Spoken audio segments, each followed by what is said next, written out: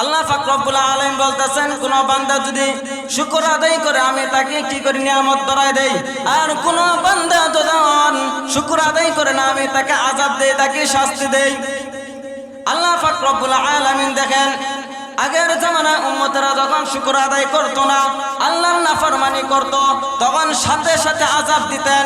কিন্তু আল্লাহ পাক রব্বুল আলামিন আমরা শেষ নবীর উম্মত হওয়ার কারণে আমরা তো জমিনের মধ্যে কত গুনাহ করে গুনাহ কবিরা করে সগীরা করে কত মিথ্যা কথা বলে আল্লাহ পাক রব্বুল আলামিন আমাকে আপনাকে কি দেন নাই, শাস্তি দেন নাই, ঠিক না বেঠিক? আগেরকার উম্মতেরা যখন কোন একটা গুনার কাজ করত, তখন কি হতো, সাথে সাথে তাদেরকে আযাব দিয়ে দিতেন। কিন্তু আমাদেরকে সাথে সাথে আযাব দেন নাই। এর বরকত কি?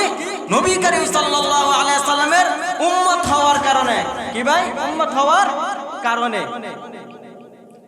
কেমন দেখেন, হযরত মূসা আলাইহিস সালাতু ওয়াস সালাম তুর পাহাড়ে যাইতেছেন আল্লাহ পাক রব্বুল আলামিনের সাথে কথা বলার কারণে। কথা বলতে তুর পাহাড়ে যাইতেছেন। হযরত মূসা আলাইহিস সালাতু ওয়াস সালাম যাওয়ার সময় দেখেন রাস্তার মধ্যে একটি হাত নাই, পাও নাই, একটি লোক শুধু গোশতের টুকরা তার সামনে দিয়ে যাইতেছেন। বলছে, মূসা তুমি কোথায় যাচ্ছ? বলেন, আমি তোর পাহাড়ে যে আল্লাহ তাআলা তার সাথে কথা বলতে। ওই লোকটা মূসা আলাইহিস সালাতু ওয়াস সালামকে বলতেছেন, তোমার আল্লাহকে তুমি জিজ্ঞাসা করো, আমাকে কেন এমন ভাবে সৃষ্টি করছে, আমার হাত নাই, পাও নাই। এই করে কতটুক যাওয়ার পর আবার আরেক মহিলার সাথে সাক্ষাৎ। ওই মহিলা মূসা আলাইহিস সালাতু ওয়াস সালামকে বলতেছে, মূসা তোমার রবের কাছে তুমি জিজ্ঞাসা করো, আমার ধন সম্পদ নাই, আমি গরিব, আমার কিচ্ছু নাই, কি করলে আমার ধন সম্পদ বাড়বে, কি করলে আমার ধন সম্পদ বাড়বে? এই কথা শুনে মূসা আলাইহিস সালাতু ওয়াস সালাম সামনে অগ্রসর হলেন। হযরত মূসা আলাইহিস সালাতু ওয়াস সালাম সামনে অগ্রসর হয়ে দেখেন এক ব্যক্তি মূসাকে জিজ্ঞাসা করতেছেন, এ মূসা কোথায় যাও? মূসা আলাইহিস সালাতু ওয়াস সালাম বলতেছেন, আমি তুর পাহাড়ে যাই আল্লাহ তাআলার সাথে কথা বলতেন। ওই লোকটা বলতেছেন, এ মূসা তোমার রবের কাছে জিজ্ঞাসা করবা, আল্লাহ পাক রব্বুল আলামিন আমাকে এত ধন সম্পদের মালিক বানাইছেন, কি করলে আমার ধন সম্পদ কমবে, কি করলে আমার ধন সম্পদ কমবে? হযরত মূসা আলাইহিস সালাতু ওয়াস সালাম তোর পাহাড়ে আল্লাহ পাক রব্বুল আলামিনের সাথে এগুলো জিজ্ঞাসা করলেন। জিজ্ঞাসা করার পর যখন আসার পথে যে ব্যক্তি বলছিল কি করলে ধন সম্পদ কমবে, ওই লোকটা জিজ্ঞাসা করলেন, হে মূসা তুমি রবের কাছে জিজ্ঞাসা করছিলা কিনা আমার ধন সম্পদ কিভাবে কমবে? মূসা আলাইহিস সালাতু ওয়াস সালাম লোকটাকে বলতেছেন, আল্লাহ পাক রব্বুল আলামিন বলছে, তুমি যদি ধন সম্পদ কমাইতে চাও তাহলে তুমি কি করো, আল্লাহ তাআলার শুকর তুমি ছেড়ে দাও, আল্লাহ তাআলার শুকর ছেড়ে দাও।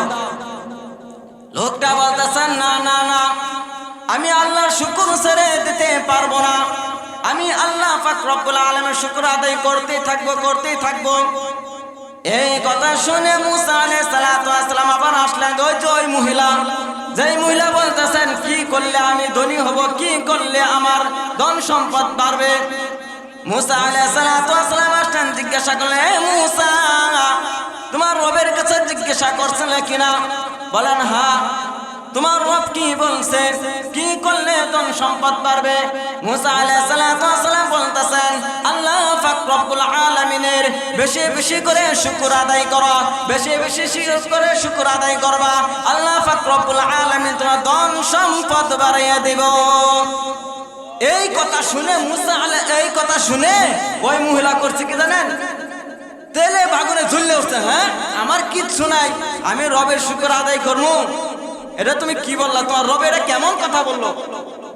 আল্লাহ পাক রব্বুল আলামিন এই কথা, ওই মহিলা এই কথা বলার সাথে সাথেই ওই মহিলার একটি শেষ সম্বল একটি গড় ছিল, সোনার গড়। আল্লাহ পাক রব্বুল আলামিন সাথে সাথে আসমান থেকে আগুন দিয়া ওই মহিলার একটি গড়টা কি করেন, শেষ করে দিলেন। আল্লাহ পাক রব্বুল আলামিনের শুকর না আদায় করার কারণে। আর ওই যে সর্বপ্রথম ব্যক্তি যার হাত নাই পাও নাই ওই ব্যক্তির কাছে মুসা আলাইহিস সালাতু ওয়াস সালাম আসলেন। ওই লোকটা বললেন, এ মুসা, তোমার রব কি বলেছে? আমাদের হাত নাই পা নাই, আমি একটি গোশতের টুকরা। মুসা আলাইহিস সালাতু ওয়াস সালাম বলতেছেন, তোমাকে আল্লাহ পাক রব্বুল আলামিন এমনিতেই সৃষ্টি করেন নাই, তোমাকে আল্লাহ পাক রব্বুল আলামিন আল্লাহর কাছে বানাইছেন। কেমন কিভাবে বানাইছেন? তিনি বলতেছেন, মুসা আলাইহিস সালাতু ওয়াস সালাম বলতেছেন, আল্লাহ পাক রব্বুল আলামিন যে জাহান্নাম তৈরি করছেন, জাহান্নাম, ওই জাহান্নামের একটি ছিদ্র আছে, ওই ছিদ্রটা তোমার মতো ব্যক্তিকে দিয়ে ওই জাহান্নামের ছিদ্রটা ঢাকবে।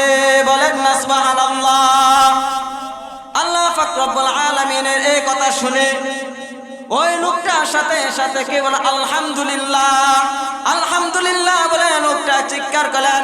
সাথে সাথে আল্লাহ পাক রব্বুল আলামিন খুশি হইয়া ওই লোকটার হাতটাও গজায় গেল, পাওটাও গজায় গেল। বলেন, আল্লাহ পাক রব্বুল আলামিন আমাকে দুনিয়ার কোনো কাজের জন্য বানায় নাই, দুনিয়ার কোনো কাজের জন্য আল্লাহ আমাকে সৃষ্টি করেন নাই। আল্লাহ পাক রব্বুল আলামিন আমাকে আল্লাহ তাআলার কাজের জন্য বানাইছেন। বলেন না আলহামদুলিল্লাহ। এই জন্য কি বেশি বেশি শুকর আদায় করতে হবে কিনা ভাই? হবে, আদায় করতে হবে। বেশি বেশি শুকর আদায় করবো তো? করবেন তো? বেশি বেশি শুকর আল্লাহ তাআলার নাম স্মরণ করতে হবে। উঠতে বসতে হাঁটে বাজারে সব কাজ কর্মে আল্লাহ পাক রব্বুল আলামিনের নাম স্মরণ করতে হবে কি হবে না? যে কোনো কাজ করব বিসমিল্লাহ, আলহামদুলিল্লাহ, আল্লাহু আকবার। যে কোনো কাজ করব, হার কাজে বিসমিল্লাহ, হার কাজে বিসমিল্লাহ করব কি করব না? হার কাজে বিসমিল্লাহ বলবো তো ইনশাআল্লাহ। আল্লাহ পাক রব্বুল আলামিন আমাকে আপনাকে বেশি বেশি আল্লাহ তাআলা শুকর আদায় করার তৌফিক দান করেন। বলেন আমিন। আমি আপনাদের সামনে খুতবা দুরূদ শরীফের পর সূরা আলে ইমরানের 102 নম্বর আয়াত তেলাওয়াত করছি আর নবীদের একখানা হাদিস তেলাওয়াত করছি। আল্লাহ পাক রব্বুল আলামিন আমাকে এবং আপনাকে আমলের নিয়তে, তাফসিরে হাইসিয়তে কিছু কথা বলার এবং আপনাদেরকে আমলের নিয়তে শোনার তৌফিক দান করেন। সকলে বলেন আমিন। আল্লাহ পাক রব্বুল আলামিন কোরআনে কারিমে মধ্যে বলতেছেন, বাইরে ক্লাস সাথে সাথে বলবেন। আল্লাহ পাক রব্বুল আলামিন বলতেছেন, ইয়া আইয়ুহাল্লাযীনা আমানুত্তাকুল্লাহা হাক্কা তুকাতিহ ওয়া লা তামুতুন্না ইল্লা ওয়া আনতুম মুসলিমুন।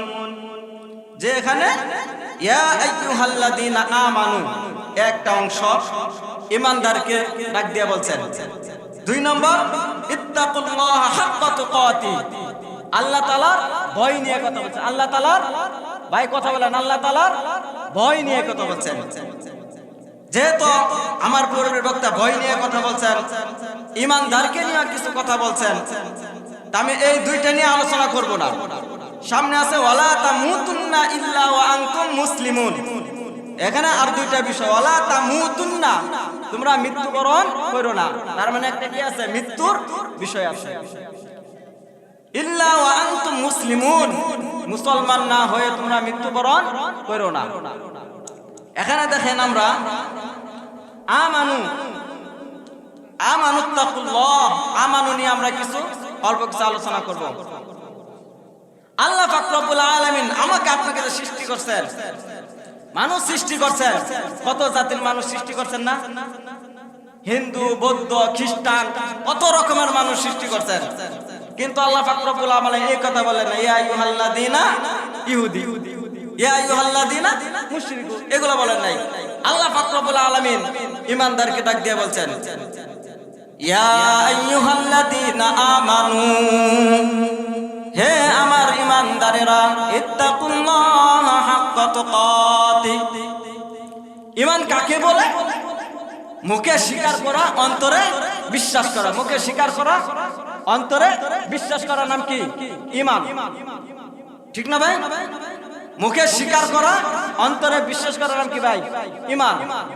এই যা কিছু করতে হয় কে বলে? কে করে? আল্লাহ করে। কে করেন ভাই? আল্লাহ।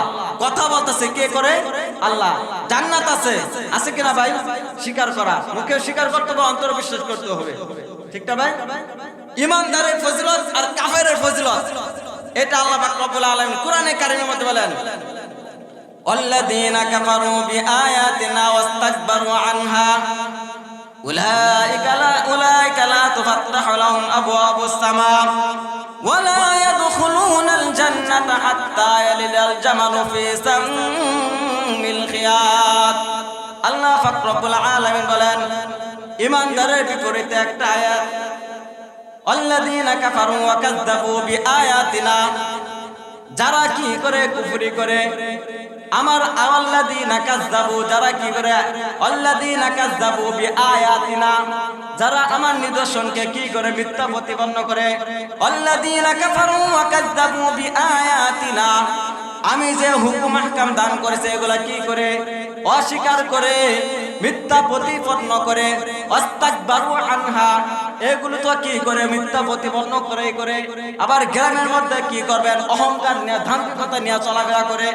এরকম কিছু লোক আছে না? ওয়াস্তাকবারু আনহা, এগুলা তো আল্লাহ তাআলা নিদর্শন কি করে না, নিজেও পালন করে না, আবার নিজে কি মনে করে, নিজেকে অহংকার মনে করে। আস্তাকবারু আনহা লা তুফাত্তাহু লাহুম আবওয়াবুস সামা, এই সমস্ত ব্যক্তিদের জন্য আল্লাহ পাক রব্বুল আলামিন কি বলেন, আস্তাকবারু আনহা লা তুফাত্তাহু লাহুম আবওয়াবুস সামা, এই সকল ব্যক্তিরা যখন মৃত্যুবরণ করবে আল্লাহ পাক রব্বুল আলামিন তার জানটা কি করবেন, তার ওড়া আসমানে তুলবে না, জমিনের নিচেও কি করবেন, দাবাই করবে না। আসমানের নিচে জমিনের উপরে আল্লাহ পাক রব্বুল আলামিন ওই সমস্ত বান্দাদের জানটাকে কি করবেন, রূহটাকে ঝুলায় রাখবেন। কি ভাই কি করবেন?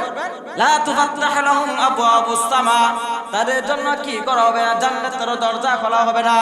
আবওয়াবুস সামা ওয়া লা ইয়াদখুলুনাল জান্নাতা, তারা কি করতে পারবে না, কশিন কালেও তারা জান্নাতে প্রবেশ করতে পারবে না। যারা কি করতে পারবে না, কশিন কালেও জান্নাতে প্রবেশ করতে পারবে না।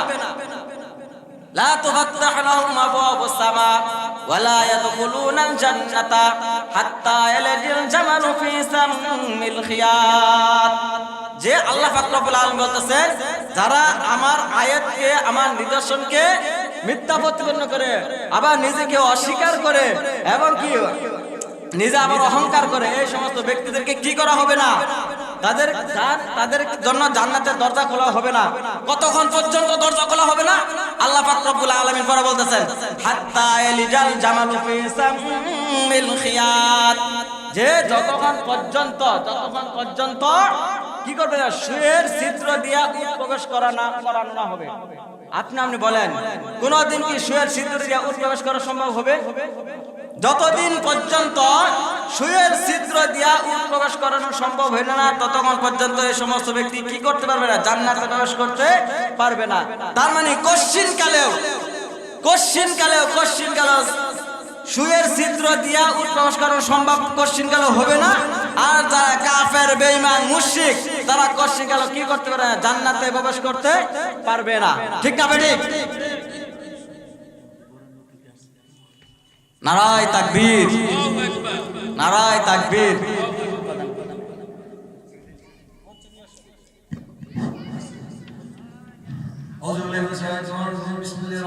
সমস্ত আল্লাহ তাআলা, আমরা সবাই বলি আলহামদুলিল্লাহ।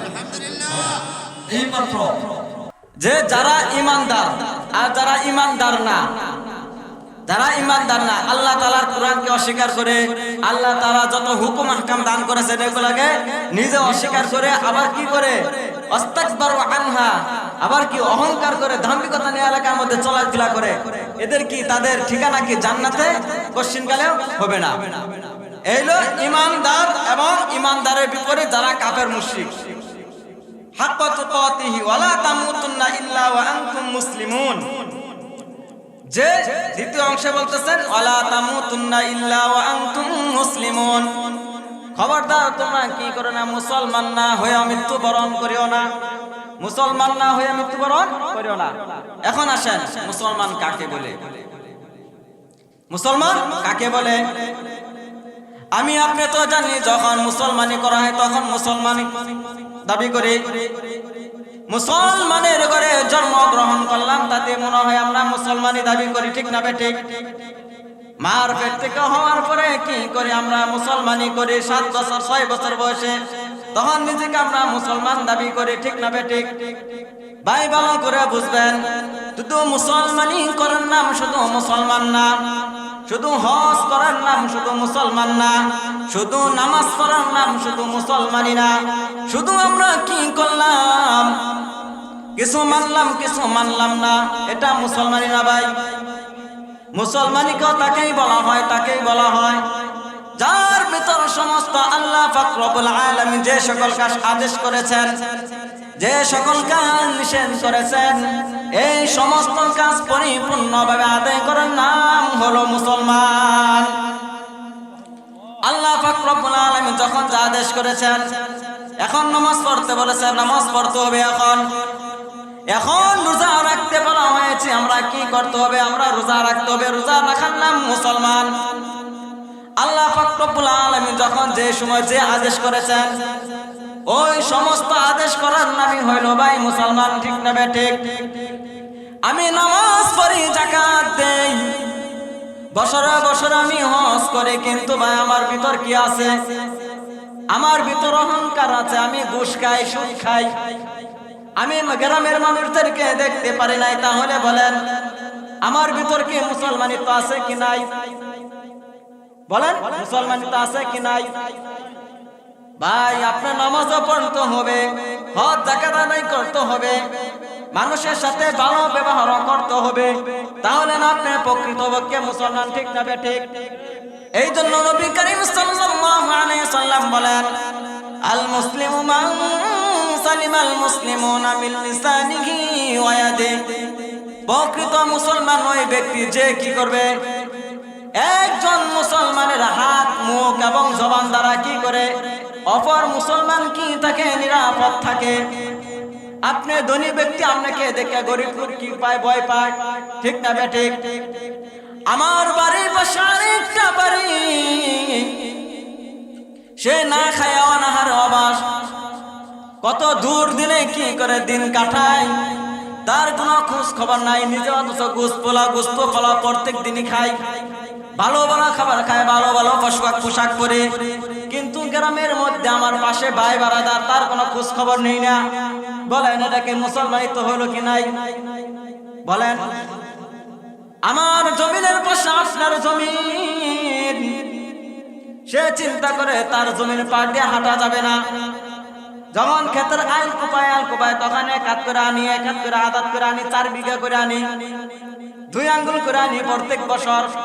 তা বলেন এটা কি মুসলমানিত্ব বলা হয়?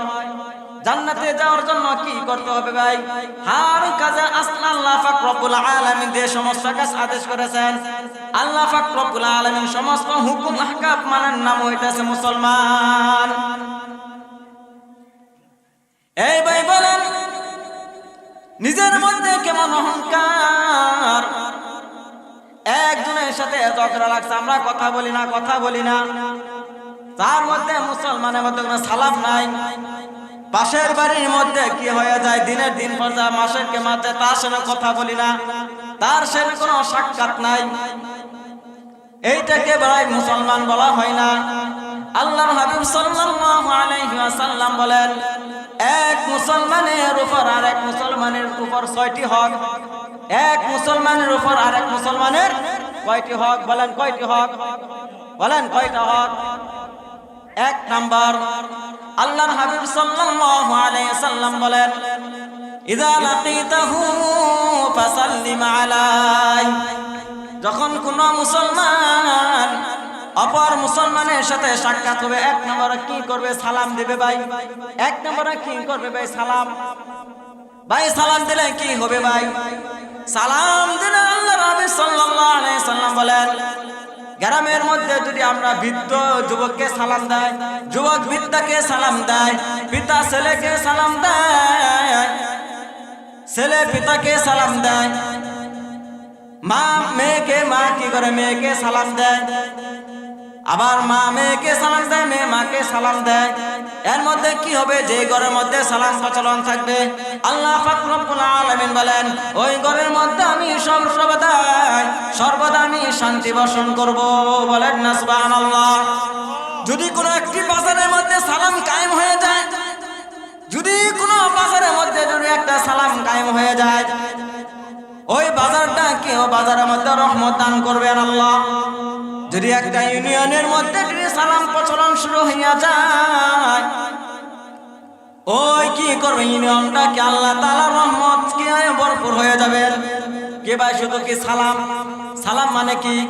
আসসালামু আলাইকুম, বলেন না আসসালামু আলাইকুম, তোমার উপর সালাম বর্ষিত হোক।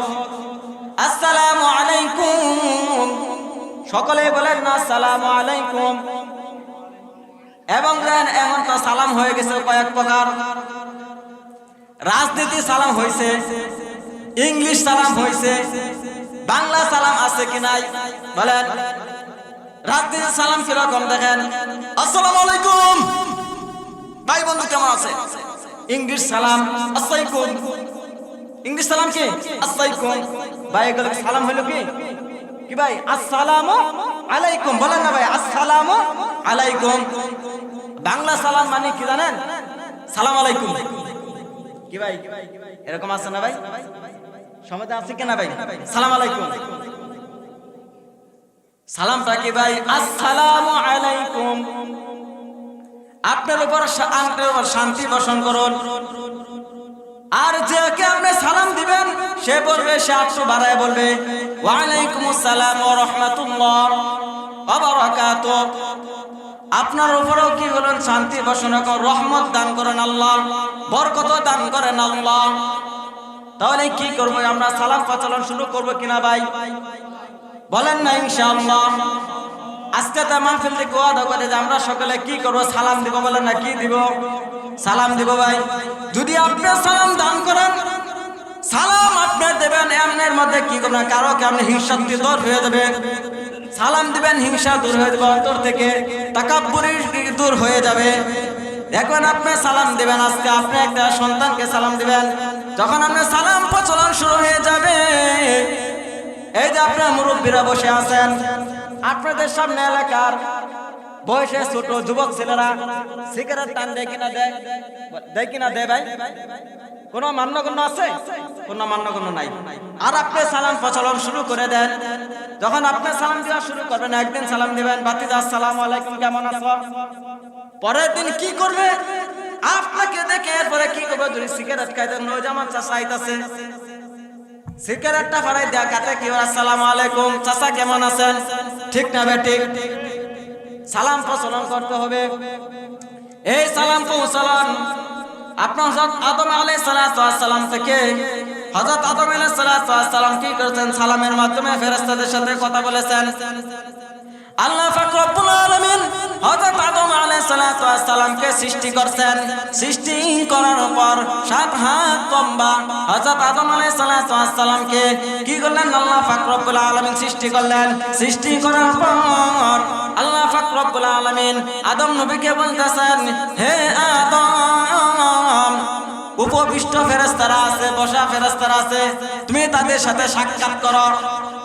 কিভাবে তুমি সাক্ষাৎ করবা? হযরত আদম আলাইহিস সালামকে আল্লাহ পাক রব্বুল আলামিন শিখাই দিলেন, তুমি ফেরেশতাদেরকে কি করবা? সালাম দান করবা, সালাম দাও। কি করবা? সালাম দাও। তুমি ফেরেশতাদেরকে সালাম দাও, এরপর ফেরেশতারা তোমাকে সালামের জবাবটা দিবে, সালামের জবাব দিবে। এই জবাবটাই তোমার সন্তানেরা কি করবে? এই সালামটা প্রচলন শুরু হয়ে যাবে। হযরত আদম আলাইহিস সালাম ফেরেশতাদেরকে সালাম দিলেন, আসসালামু আলাইকুম, আসসালামু আলাইকুম। ফেরেশতারা কি করলেন? ওয়া আলাইকুমুস সালাম ওয়া রাহমাতুল্লাহি ওয়া বারাকাতুহু। ওই যে সালাম শুরু হয়েছে, ওই সালাম শুরু হয়েছে, ওই সালাম আজও পর্যন্ত আমরা সালাম প্রচলন আছে কিনা ভাই? তাহলে আমরা কি করলাম? এক মুসলমানের উপর আরেক মুসলমানের কয়টা হক? 6টা হক। 1 নম্বর কি ভাই? সালাম। 1 নম্বর কি ভাই? সালাম। 1 নম্বর কি ভাই? সালাম। এই জান্নাতে আপনি ঢুকবেন, ওবারা কি করবেন? সালাম। জান্নাতেও যখন আপনি প্রবেশ করবেন, সর্বপ্রথম সালাম। আল্লাহ পাক রব্বুল আলামিন কোরআনে কারীমের মধ্যে বলেন, ওয়াসিকাল্লাযীনা ইত্তাকাও রাব্বাহুম ইলাল জান্নাতি যুমারা।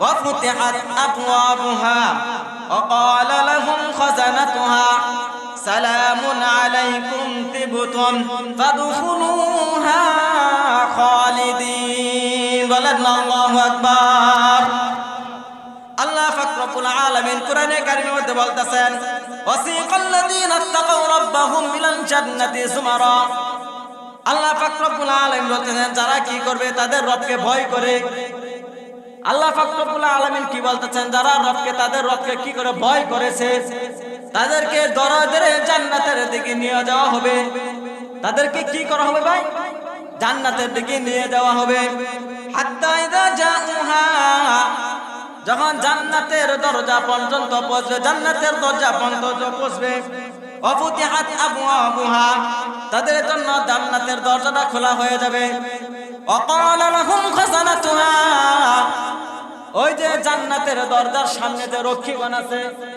ফেরেশতারা আছে জান্নাতীদেরকে আগায় নেবে তারা বলতেন সালামুন আলাইকুম এই যে সালাম শুরু হয়ে গেছে জান্নাতে ঢুকে নেই কিন্তু এখন মাত্র দরজার কাছে গেছে কিনা ভাই তখন ফেরেশতারা বলবে সালামুন আলাইকুম তিবতুম ফাদখুলুহা খালিদিন সালামুন আলাইকুম তোমাদের উপর সালাম ওয়াকাল লাহুম খাজানাতুহা সালামুন আলাইকুম তোমাদের উপর সালাম তিবতুম ফাদখুলুহা কত সুন্দর কত পবিত্র তোমরা ফাদখুলুহা তার মধ্যে তোমরা প্রবেশ করো জান্নাতে প্রবেশ করো ফাদখুলুহা খালিদিন জান্নাতে তোমরা প্রবেশ করো অনন্তকাল তোমরা জান্নাতে থাকবা এই যে সালাম তার মানে কি জান্নাতে যখন আমরা প্রবেশ করব তখন কি সালাম আছে কিনা ভাই কোরআনে কারীমের দ্বারা আয়াতের মধ্যে বলেন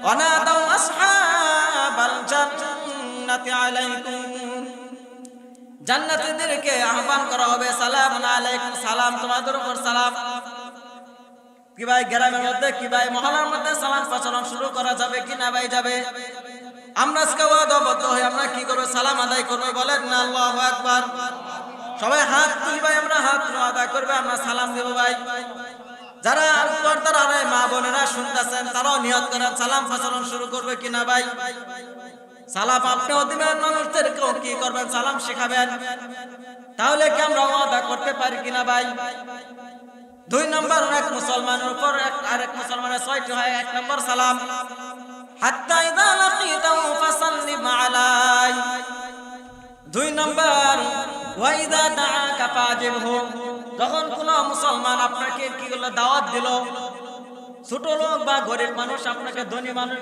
দাওয়াত দিল আপনি তা কি করলেন না গ্রহণ করলেন না নবী বলেন তা না ইযা দাআকা ফাজিবহু যখন কোন মুসলমান তোমাকে কি করে দাওয়াত দেয় তুমি তা কি করে হাস্যোজ্জ্বল ভাবে তুমি তা গ্রহণ করো ঠিক না বেঠিক গ্রামের মধ্যে এমন আছে কি নাই একটা লোক গরিব রিক্সা চালায় দিন মজুরি করে আরেকজন সরকারি চাকরি করে তাকে দাওয়াত দিছে না এর কি খাওয়াবো কি করব ঠিক না বেঠিক এরকম আছে কি না ভাই আছে না ভাই একজন যদি আপনাকে দাওয়াত দেয় কি করতে নবীজির কথা তাহলে কি করতে তা গ্রহণ করতে হবে ওয়াইদা দাআকা ফাজিবহু তিন নাম্বার ওয়াইদাস্তান সাহাকা ফানসাহলাহু যখন কোন ব্যক্তি আপনার কাছে কি করবে সুপরামর্শ চাবে আপনি তাকে সুপরামর্শ দিবেন কি দিবেন সুপরামর্শ দিবেন ভালো পরামর্শ দিবেন কিন্তু গ্রামের মধ্যে কি করে তাকে ডাবানোর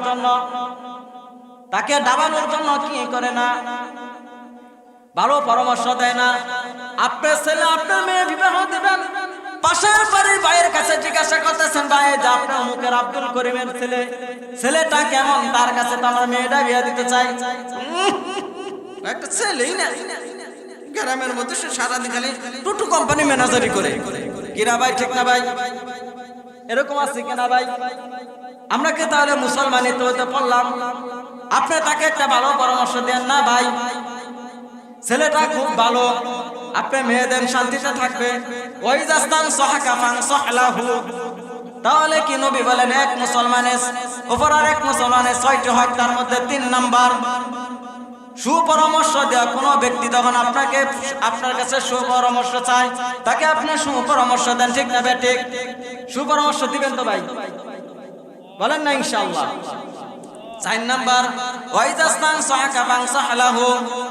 4 নাম্বার ওয়াইজা আতাসা ফাহামিদাল্লাহু ওয়াসাম্মিতুহু। 4 নাম্বার নবীজি বলতেছেন, কোন মুসলমান হাঁচি দিল, হাঁচি দেওয়ার পর আমরা কি বলি? আলহামদুলিল্লাহ বলি কি বলি না? বলেন, কথা বলেন। আলহামদুলিল্লাহ বলি কি বলি না? যখন মুসলমান হাঁচি দিল, বলল আলহামদুলিল্লাহ, আলহামদুলিল্লাহ পর আমার পাশের মুসলমান ভাই শুনলো আলহামদুলিল্লাহ, সে উত্তরে পড়বে ইয়ারহামুকাল্লাহ। কি বলবে? ইয়ারহামুকাল্লাহ। এইটা আমার উপর আরেক মুসলমানের হক, ঠিক না ঠিক? এই জন্য আমরা আমাদের সামনে যখন কোনো মুসলমান হাঁচি দেবে, হাই দেবে, আলহামদুলিল্লাহ বলবে, আপনারা বলবেন তার উত্তরে ইয়ারহামুকাল্লাহ। 4 নাম্বার। 5 নাম্বার ওয়াইদা মারিদা ফাউদুহু। নবীজি বলেন 5 নাম্বার কি? যখন কোন মুসলমান ব্যক্তি, তোমার ভাই বারাদার অসুস্থ হয়, তাকে দেখতে যাও, তার তুমি খোঁজ খবর নাও, ঠিক না ঠিক? আমরা কিন্তু গ্রামের মধ্যে ভাই খোঁজ খবর নেই কম, ঠিক না ঠিক? যখন আপনি কি করবেন, ওই অসুস্থ ব্যক্তির খোঁজ খবর নেবেন, তার অন্তর থেকে যে দোয়াটা আসবে, কি আসবে? দোয়াটা আসবে, ওই দোয়াটা আল্লাহ পাক রব্বুল আলামিনের কাছে কবুল হয়ে যাবে। আপনি যখন অসুস্থ হইবেন, অসুস্থর সময় যে ব্যক্তিরা আপনাকে দেখতে যাবে, তার কথা আপনার মৃত্যু আগ পর্যন্ত স্মরণ থাকবে কিনা ভাই? আজ থেকে 2009 সালের কথা, আমি উত্তরা দক্ষিণ গান মাদ্রাসায় পড়ি। আমার খুব জ্বর, প্রচন্ড জ্বর, ছোট মানুষ। আমার সাথে একটা ভাই ছিল, বরিশাল বাড়ি জাফর। সে আমার জ্বরের মধ্যে কি করছে, আমার শরীরে কতক্ষণ পর কি করছেন, ভিজা তেলা দিয়ে, নেকড়া দিয়ে গামছা মুছাই দিচ্ছেন। আর কখন কি খাই না খায়, এখন ছোট ভাইয়ের মতো, বড় ভাইয়ের মতো খোঁজ খবর নিছে। আমার কাছে এত ভালো লাগছে, ওই যে ভালো লাগছে 2009 সাল, 2009 সাল আজকে হইতেছে 2025 সাল, মাঝখানে কত বছর? পরে 15-16 বছর। আর সাথী ভাইদের কথা বেশি একটা খেল নাই, কিন্তু ওই যে ওই জাফর ভাই আমার কি করছে, সেবা যত্ন করছেন। অসুস্থ ছিলাম, তখন আমার লোকটা আমার পাশে দাঁড়াইছিল। আজকে ওই লোকটার কথা আমি বলতে পারলাম, ঠিক না ঠিক? যখন আপনি কি হয়ে যাবেন, অসুস্থ হয়ে যাবেন, দেখবেন আপনারও কি হয়ে যাবে, আপনারও যখন ওই লোকটার কথা মনে থাকবে। এই যখন আমরা কি করবো, যখন অসুস্থ হবো, আরেকজনকে দেখতে যাবো কিনা ভাই? নিয়ত করি ভাই, এটা কার সুন্নত? নবীদের সুন্নত। দেখতে যাব। ওয়াইদা মারিদ ফাউদুহু। 5 নাম্বার, যখন কোন মুসলমান কি হয়ে যায়, অসুস্থ হয়ে যায়, তুমি তাকে কি করো? তুমি তাকে দেখতে যাও, যাবো কিনা যাবো? 6 নাম্বার, এক মুসলমানের উপর অপর মুসলমান 6টি হক। 6 নাম্বার ওয়াইদা মাতা ফাত্তাবিউহু। নবীজি সাল্লাল্লাহু আলাইহি ওয়াসাল্লাম বলতেছেন, যখন কোন ব্যক্তি মৃত্যুবরণ করে, তুমি কি করো? তার জানাজায় শরীক হও, তার জানাজার সাথে যাও, তার জানাজায় তুমি শরীক হও, তার জানাজার সাথে যাও, কবরে নামাও, কবরের পাশে দোয়া করো, ঠিক না ঠিক? আমি আপনি যখন কি করবে, এক মুসলমান অপর মুসলমানের কবরের সাথে যাইয়া, জানাজার সাথে যা, লাশের সাথে যাইয়া কি করব? আমি কবরটা জিয়ারত করব, তার জন্য দোয়া করব। এটা কি আমাদের হক? এটা কার হক ভাই? জানাজার লাশ নিয়ে যাইতেছে, আপনার খাট কেটে এক কানে নেন, আর মনে মনে চিন্তা করা, হারে আজকে আমি আমার ভাইয়ের, আমি তার পিছনে যাইতাছি, হয়তো আগামীকাল আমার পিছনে কি করবে সমস্ত মুসলমান ভাইয়েরা যাবে, ঠিক না ঠিক? এই জন্য আয়াতে কারিমার মধ্যে বলতেছেন, ওয়ালা তামুতুন্না ইল্লা ওয়া আনতুম মুসলিমুন। খবরদার, তোমরা মুসলমান না হয়ে কি করো না, মৃত্যুবরণ করো না। তাহলে কিভাবে মুসলমানের কথা বলা হয়েছে? তাই মুসলমানের কথা বলা হয়েছে, মুসলমান পরিপূর্ণ মুসলমান হতে হবে ভাই। তার মধ্যে একটা নবীদের হাদিস শুনাইলাম। এই কারণে আল্লাহ পাক রব্বুল আলামিন কোরআনে কারীমের মধ্যে বলতেছেন, ইয়া আইয়ুহাল্লাযীনা আমানুত্তাকুল্লাহ হাক্কা তুকাতিহি ওয়া লা তামুতুন্না ইল্লা ওয়া আনতুম মুসলিমুন। খবরদার হে ঈমানদারেরা, আল্লাহ পাক রব্বুল আলামিন বলতেছেন, হে ঈমানদারেরা, হাক্কা তুকাতিহি, তোমরা কি করো? আল্লাহকে ভয় করার মতো ভয় করো। এমন যাতে না হয় তুমি দিনে যেরকম ভাবে আল্লাহকে ভয় করবা, রাতের অন্ধকারে সেভাবে আল্লাহকে ভয় করবা, আলোর মধ্যে যেরকম ভাবে আল্লাহকে ভয় করবা, শীতের দিন কম্বলের নিচে যে আল্লাহকে ভয় করবা। আল্লাহকে ভয় করবা না মোবাইলের মধ্যে দেখবা টুকটুক কি ভাই, আল্লাহকে ভয় করতে হবে ভাই সর্ব অবস্থায়। আমরা মুসলমানিত্ব অর্জন করতে পারবো, ঠিক না ভাই? ওয়ালা তামুতুন্না ইল্লা ওয়া আনতুম মুসলিমুন। মুসলমানিত্ব ভাই গ্রহণ করতে হবে, মুসলমানিত্ব গ্রহণ করতে হবে।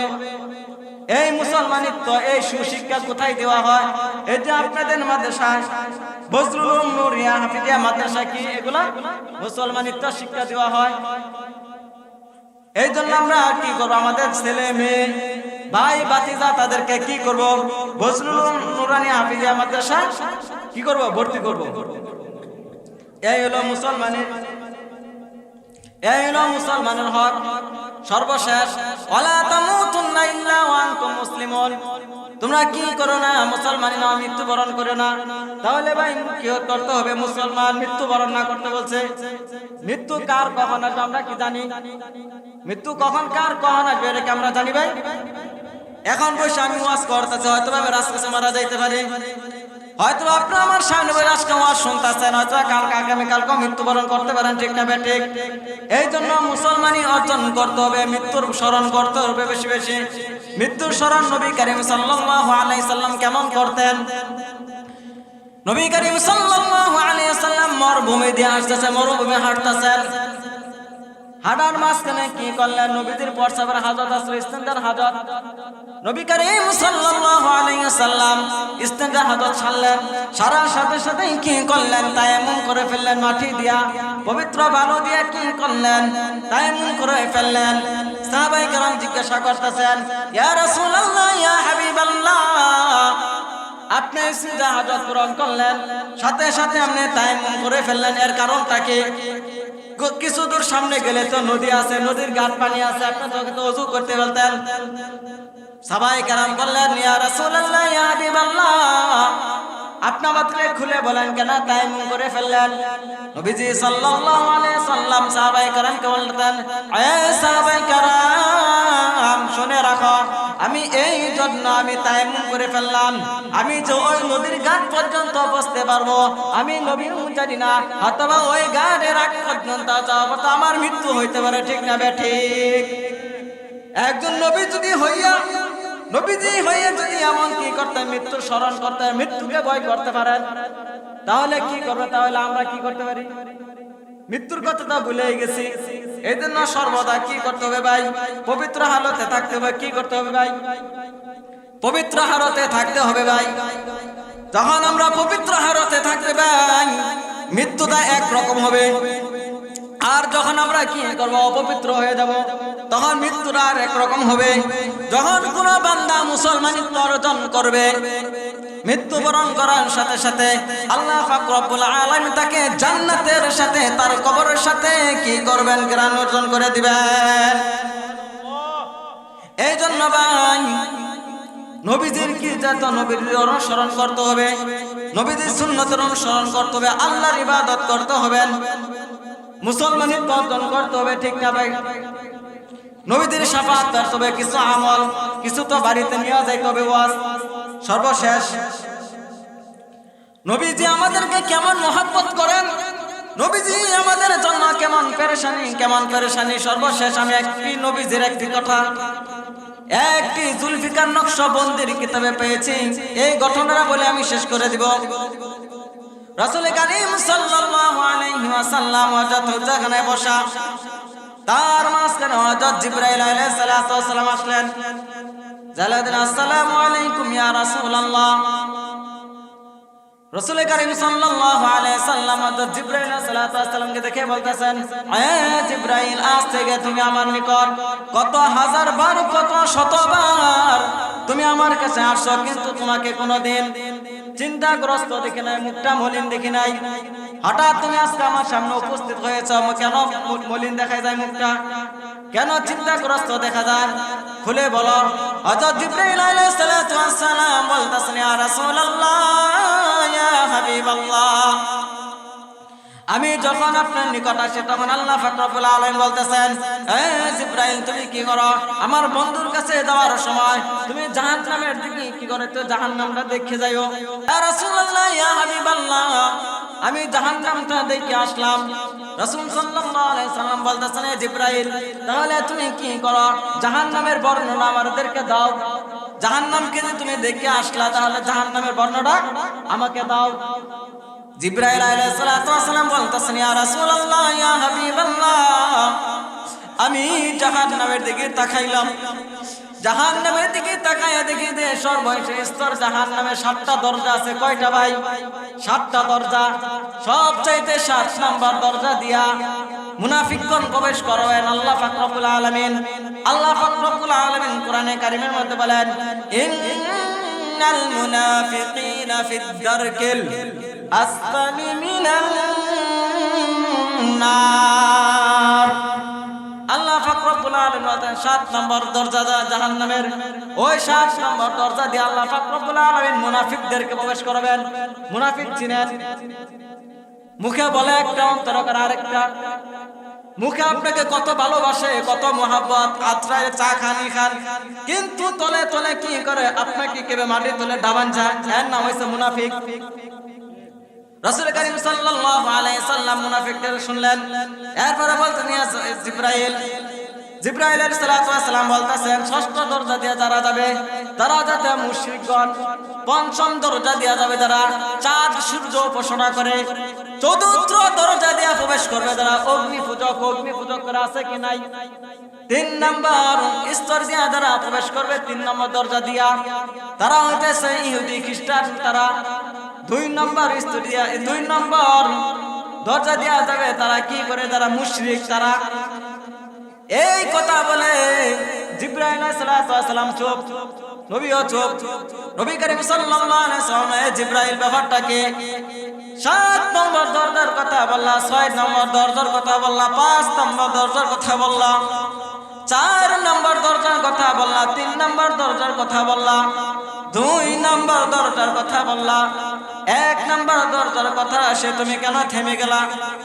জিবরাইলের চক্ষু দিয়া পানি, নবীজির চক্ষু দিয়া পানি। ব্যাপারটা কি? 1 নম্বর দরজা দিয়া কারা প্রবেশ করবে? বলতেছেন, ইয়া জিবরাইল, বলো প্রথম 1 নম্বর দরজা দিয়া কারা প্রবেশ করবে? জিবরাইলে মনে হয় কান্দা মাখা বলতেছেন, চোখ দিয়া টপ টপ করে পানি পড়তেছে। জিবরাইল নবীজির চক্ষু দিয়া পানি পড়তেছেন। ব্যাপারটা কি ইয়া রাসূলুল্লাহ?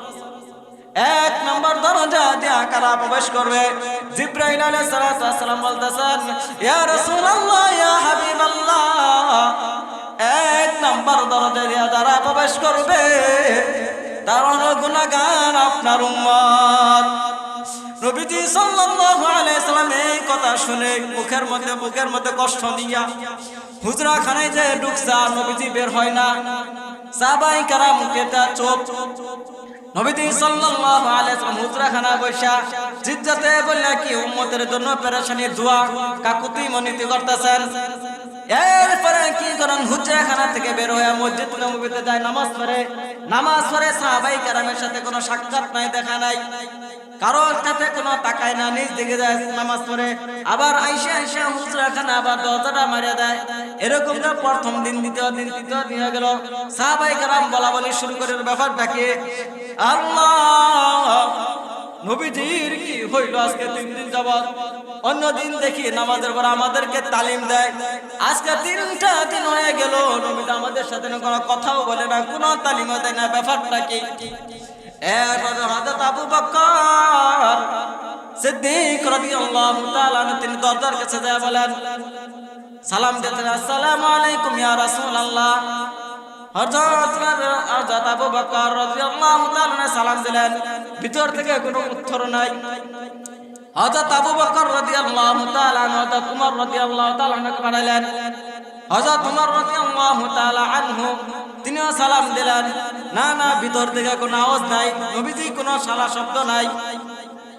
এরপরে কি কোনো সর্বশেষ নবীজির আরেকজন সাহাবী সালমান ফারসি, উনাকে পাঠাইলেন, যেহেতু উনি নবীজির কাছের সাহাবী।